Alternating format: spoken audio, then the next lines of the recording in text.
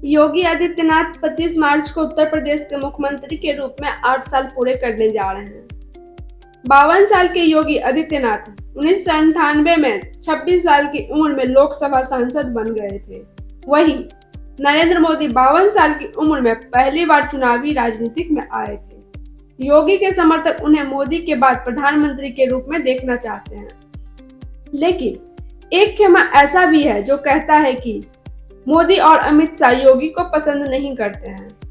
ऐसा कहने वाले विपक्षी पार्टी के नेता तो है ही, साथ ही राजनीतिक विश्लेषण में यह बात उठती रहती है। पिछले साल लोकसभा चुनाव से पहले दिल्ली के तत्कालीन मुख्यमंत्री अरविंद केजरीवाल कथित भ्रष्टाचार के मामले में जमानत पर जेल से बाहर आए थे। जेल से बाहर आने के बाद केजरीवाल ने कहा था, बीजेपी अगर फिर से सत्ता में आती है तो उत्तर प्रदेश के मुख्यमंत्री योगी आदित्यनाथ को किनारा कर दिया जाएगा और अमित शाह प्रधानमंत्री बनेंगे।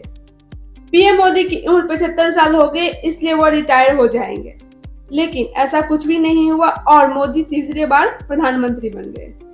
ऐसी बातें समाजवादी के प्रमुख अखिलेश यादव भी कहते रहते हैं। 14 जुलाई 2024 को लखनऊ में बीजेपी की बैठक चल रही थी। बीजेपी के राष्ट्रीय अध्यक्ष जेपी नड्डा की मौजूदगी में यूपी सरकार के 2 शीर्ष नेताओं ने यूपी के अंदर बीजेपी के खराब प्रदर्शन का अलग अलग वजह गिनवाई थी। योगी आदित्यनाथ ने अति आत्मविश्वास को यूपी में खराब प्रदर्शन का कारण बताया था। दूसरी तरफ उप मुख्यमंत्री केशव प्रसाद मौर्य ने संगठन के सरकार के बड़े होने की बात कही थी। मौर्य और योगी की अलग अलग टिप्पणियों को भी योगी बनाम मोदी और अमित शाह के रूप में देखा गया था। पिछले साल हुए लोकसभा चुनाव में बीजेपी को स्पष्ट बहुमत नहीं मिला था और इसमें उत्तर प्रदेश में बीजेपी की सबसे बड़ा झटका लगा था। जब बीजेपी की कमान अटल आडवाणी के पास थी, उस वक्त योगी भाजपा के नेतृत्व को खुले चुनौती देते रहते थे। योगी को इससे अतीत के आईने में कई बार मोदी शाह के नेतृत्व वाली बीजेपी में देखा जाता है। अब सवाल यह है कि क्या योगी के संबंध दिल्ली के नेतृत्व से असहज है? इस सवाल के जवाब में योगी आदित्यनाथ ने इंडिया टुडे क्रिकेट में कहा था, भाई मैं तो योगी हूँ, मेरा इक्वेशन किसी से खराब क्यों होगा? हमारे प्रधानमंत्री और राष्ट्रीय नेतृत्व का सम्मान करना मेरा धर्म है। क्या योगी का मोदी और अमित शाह से मतभेद है? इस सवाल के जवाब में लखनऊ के सीनियर पत्रकार सुनीता एरोन कहती है, ये सवाल हमेशा उठता है, लेकिन इसका जवाब इतना आसान नहीं है। अमित शाह और योगी का लक्ष्य किसी पोजीशन के लिए हो सकता है। अगर लक्ष्य एक ही पोजीशन है तो महत्वाकांक्षाएं टकरा सकती है। योगी जी की लोकप्रियता काफी बड़ी है, वे हिंदुत्व की राजनीति को लेकर अडिग है, लेकिन मोदी जी का भी करिश्मा खत्म नहीं हुआ है। मुझे लगता है कि अभी योगी को मोदी की जरूरत है।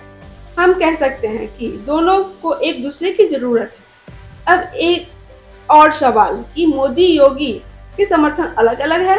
इस सवाल के जवाब में वरिष्ठ पत्रकार सुनीता अरोड़ा का कहना है, ये आप नहीं कह सकते हैं कि दोनों के समर्थक अलग अलग हैं। मोदी जी का एक डेवलपमेंट मॉडल है और योगी जी का इच्छा अभी मजबूत नहीं हो पाई है। मोदी जी से योगी जी का भाषा में ज्यादा आक्रामकता है। इस आधार पर वोट बैंक में थोड़ा फर्क नजर आता है। क्या योगी यूपी में स्वतंत्र होकर काम कर रहे हैं? सुनीता अरोड़ा का कहना है, बीजेपी की कार्यप्रणाली में कंट्रोल काफी है। ऐसे में ये कहना कि स्वतंत्र होकर काम कर रहे हैं 100% सही नहीं होगा।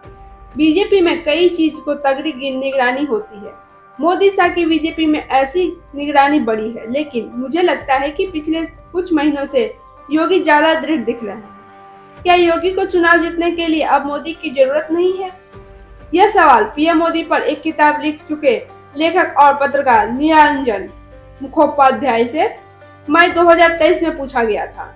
उस वक्त उनका जवाब था, 2017 के उत्तर प्रदेश विधानसभा चुनाव में जीत का श्रेय मोदी को जाता है।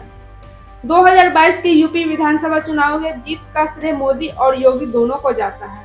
अब योगी खुद भी बहुत लोकप्रिय नेता बन गए हैं। उत्तर प्रदेश में 2027 में अगला विधानसभा चुनाव होगा। 2027 को लेकर अभी से कुछ कहना जल्दबाजी होगा, लेकिन इतना जरूर कहा जा सकता है कि चुनाव जीतने के लिए योगी की मोदी पर निर्भरता कम हुई है।